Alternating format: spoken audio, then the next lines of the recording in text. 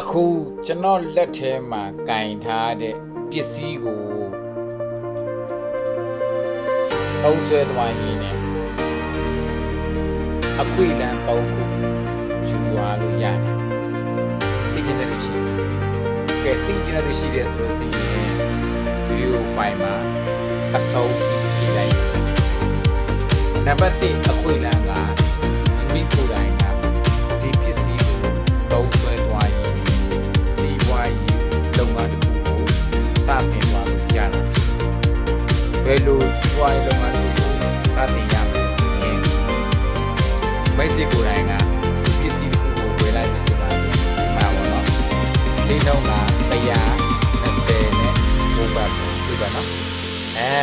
120နဲ့9ဘတ်ဒီပစ္စည်းရဲ့အောက်မှာအမှတ်ဆိုတာရှိတယ်ဒီလိုက်အမှတ်ဆိုတာ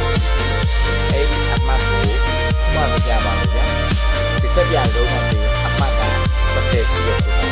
အဲ့ဒီ30က10တော့ကမိတ်ဆွေ3ပါးလို့ဆိုလို့အမှတ်ရတယ်အဲ့ဒီပစ္စည်းရဲ့နောက်မှာအမှတ်ဆိုတာရှိတယ်10တော့ဆိုအမှတ်ပြီးရတရားရှိကြပြီဆိုတာအဲ့ဒီတရားကနေမိတ်ဆွေကနေပြီးတော့စီးပွားရေးလုပ်ငန်းတစ်ခုကိုစတင်ပါလို့ရတာဖြစ်တယ်မိတ်ဆွေအမှတ်တွေကိုတင်ထားပြီးတာနဲ့နောက်တစ်ချိန်မှာကွာစီးပွားရေးလုပ်ကိုင်ဖြစ်တဲ့ဆိုရင်လုပ်ကိုင်ပါလို့ရပြီဖြစ်တယ်ဒါကတော့နံပါတ်1ပေါ့နော်နံပါတ်2ကဆိုလို့ရှိရင်ဘယ်လိုဒါကတော့နံပါတ်1အခုကြီးလို့ခေါ်တာဖြစ်တဲ့စီးပွားရေးလုပ်ကိုင်ကြရတဲ့ခုကြီးနော်နံပါတ်2ကဆိုလို့ရှိရင်ဘာအခုကြီးလဲဆိုလို့ရှိရင်မိမိကိုယ်တိုင်ကတကူကြီးတက်ရှင်းမှုကိုရရှိနေအခုကြီးပဲဖြစ်တယ်ဒီစက်ပြကတကူကြီးတက်ရှင်းမှုကိုပေးနိုင်တယ်ဒီစက်ပြကကိုယ့်ရဲ့ခန္ဓာကိုယ်အင်းထဲမှာရှိနေတဲ့ဒီအဖြစ်မကောင်းတဲ့ဒီလက်ပတ်တွေခန္ဓာကိုယ်အင်းကြီးအားလုံးမှာရှိနေတဲ့မကောင်းတဲ့အလ